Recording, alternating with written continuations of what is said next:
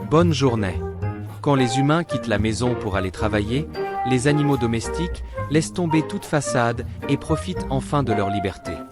Le chien élégant, d'ordinaire si calme, se déchaîne dès que la porte se referme. Un autre se sert d'un appareil électrique pour se masser de la tête aux pattes, tandis qu'un oiseau malin allume le ventilateur, attrape une télécommande et s'amuse à voler devant l'écran.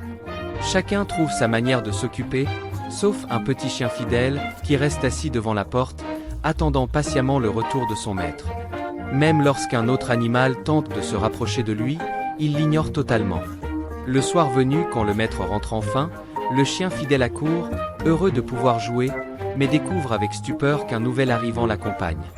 Comprenant qu'il n'est plus l'unique compagnon de la maison, il laisse éclater sa jalousie. Le nouveau, effrayé en apparence, se cache aussitôt, mais dès que la lumière s'éteint, il révèle son vrai visage et s'approprie sans gêne le couchage de l'ancien. Incapable de se faire comprendre par son maître, le chien fidèle tente de protester, mais se fait menacer et n'ose plus bouger, laissant l'autre prendre toute la place. Le lendemain, une fois le maître parti, la situation empire. Le nouveau mange toute la nourriture et impose sa loi. Conscient qu'il ne peut pas gagner par la force, le chien fidèle cherche à négocier, mais un petit animal agile détourne soudain l'attention du nouveau.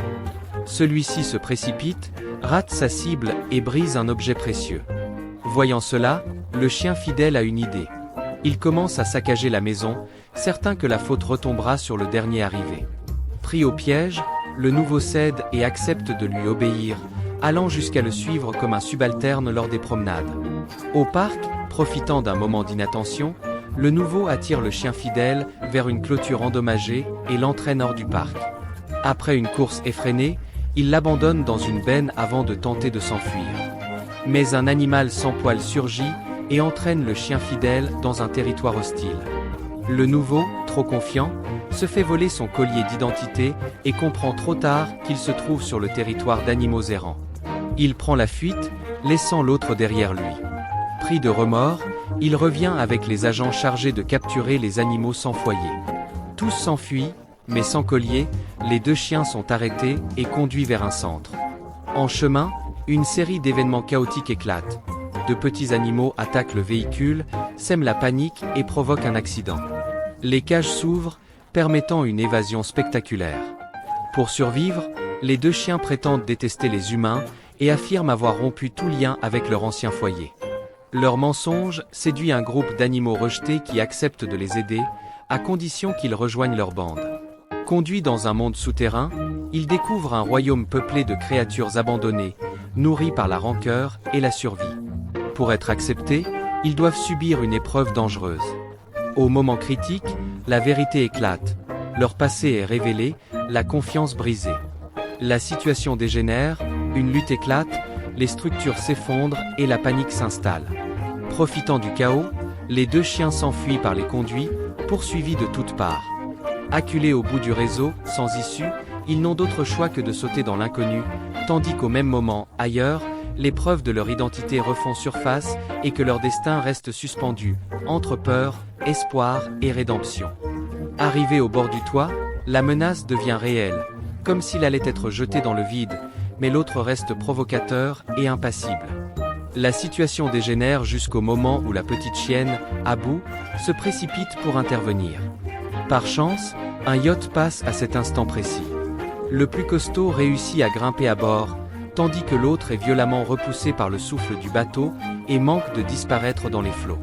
Grâce à une aide de dernière seconde, il échappe de peu à la mort. Après avoir traversé autant d'épreuves, les deux anciens rivaux enterrent enfin la hache de guerre et deviennent de véritables amis. Décidée à secourir celui qui est toujours prisonnier, la petite chienne rassemble ses alliés pour élaborer un plan. Ils comprennent vite qu'ils auront besoin de l'aide d'un vieux chien solitaire, dont le maître ne rentre jamais, et dont la maison est devenue un lieu de rassemblement. Connaissant chaque recoin de la ville, il accepte finalement de les guider, changeant d'avis à la vue d'une élégante chatte bleue, et les mène par un raccourci jusqu'au souterrain. Pendant ce temps, dans les profondeurs, le chef des animaux abandonnés organise une cérémonie funèbre pour son compagnon serpent. Fou de rage et animé par un désir de vengeance, il prépare un plan que lui seul semble comprendre. Trouvant son comportement inquiétant, le vieux chien préfère repartir, mais la petite chienne entend un nom familier et refuse de partir. Elle confronte le groupe, exigeant qu'il reste loin de son ami. La tension explose, une poursuite s'engage et tous s'enfuient dans les conduits. Seul un petit rongeur se perd et tombe entre les griffes d'un prédateur.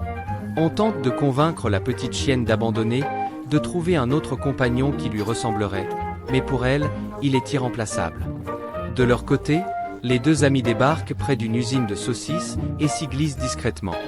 L'endroit est un paradis pour eux. Repus, ils discutent, et une odeur familière ravive les souvenirs de l'un d'eux, qui raconte son ancienne vie auprès d'un maître aimant, jusqu'au jour où il s'est perdu. Rongé par le doute, il pense avoir été oublié, mais son ami le convainc que quelqu'un l'attend peut-être encore. Il tente alors de revenir sur les lieux, échappant de justesse aux autorités grâce à un obstacle improvisé. Arrivé devant l'ancienne maison, l'hésitation prend le dessus, jusqu'à ce qu'un chat surgisse et leur ordonne de partir. La vérité tombe, l'ancien maître est mort. Refusant d'y croire, l'ami tente de chasser une famille arrivée sur place, déclenchant un appel aux autorités. La colère se transforme en reproches violents, blessant profondément son compagnon, qui s'éloigne le cœur lourd avant d'être capturé. Pris de remords, l'autre se sacrifie pour le sauver. Ailleurs, le groupe rebelle se déguise pour infiltrer la ville. Une course-poursuite chaotique s'engage, se terminant par un accident spectaculaire. Pour sauver leurs amis respectifs, ennemis d'hier et d'aujourd'hui salis, détournent un bus et foncent à toute allure. La collision finale provoque un chaos total. Accusé à tort, l'un se retrouve encerclé par une foule hostile, jusqu'à ce que la petite chienne surgisse, combattant avec une force inattendue pour sauver celui qu'elle aime. Alors que le véhicule s'effondre lentement, une suite de gestes maladroits déclenche la catastrophe finale. Le bus bascule et chute vers la mer, laissant tous les témoins figés de stupeur, tandis que l'eau engloutit l'épave et que l'espoir, lui, refuse de sombrer. Projetés hors du véhicule, ils sont à leur tour emportés par les flots, avant de refaire surface au milieu de la mer. Pris de panique, les deux compagnons tentent désespérément d'endommager les roues pour se libérer, mais tous leurs efforts restent vains. L'eau monte, l'air se fait rare, et l'issue semble fatale. Incapable de supporter cette vision, le petit lapin s'approche de la chienne et lui vole un baiser, puis, sans hésiter une seule seconde, se jette du haut du pont. Déjà prêt à abandonner, les deux amis voient soudain surgir une dernière chance. Le lapin arrive à temps avec la clé.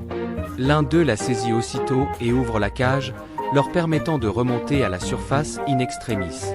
Après avoir frôlé la mort, ceux qui ne pouvaient pas se supporter deviennent inséparables. Sur le pont, tous les animaux laissent éclater leur joie. Un cochon tatoué déniche, on ne sait comment un taxi, et embarque tout le monde dans une course folle vers la maison. Au moment de se séparer, la chienne s'apprête à partir, mais elle est retenue par celui qui l'appelle. Face à celle qu'il aime, sa queue s'agite sans contrôle. Longtemps, son monde ne tournait qu'autour de son maître, jusqu'au jour où il a vu cette chienne affronter seule une horde d'animaux pour le sauver. C'est à cet instant qu'il comprend ce qu'il ressent vraiment. Avant même qu'il n'ose exprimer ses sentiments, elle se jette contre lui, mettant fin à toute hésitation. L'amitié laisse place à l'amour, et les deux compagnons trouvent enfin le bonheur ensemble. Après les adieux, chacun regagne son foyer. En voyant tous les autres retrouver une maison, le lapin fait mine de s'en moquer et disparaît dans les égouts, laissant aux autres la possibilité d'être adoptés, comme s'il leur offrait une seconde chance. Ainsi s'achève cette aventure sur une note lumineuse. Ce qui marque particulièrement dans cette histoire, c'est la force du personnage féminin, doté d'une vision saine et assumée de l'amour. Elle ne se laisse jamais détourner par le regard des autres ni par les obstacles, choisit avec détermination celui qu'elle aime, c'est se battre quand il le faut, tout en restant douce et réservée dans les moments simples. Ce type de personnage, courageux sans perdre sa sensibilité, touche bien plus que les figures fragiles constamment en attente d'être sauvées. À travers une narration légère et pleine d'humour, cette œuvre agit comme une clé ouvrant la porte du monde secret des animaux domestiques. Elle met en lumière le lien sincère et profond qui unit les humains à leurs compagnons, tout en rappelant une vérité essentielle. Derrière chaque animal abandonné se cache un cœur qui espère encore être aimé. Adopter un animal n'est pas un simple plaisir passager, mais un engagement de toute une vie. Car chacun d'eux mérite respect, affection et fidélité, puisqu'ils nous offrent, sans réserve, tout l'amour dont ils sont capables.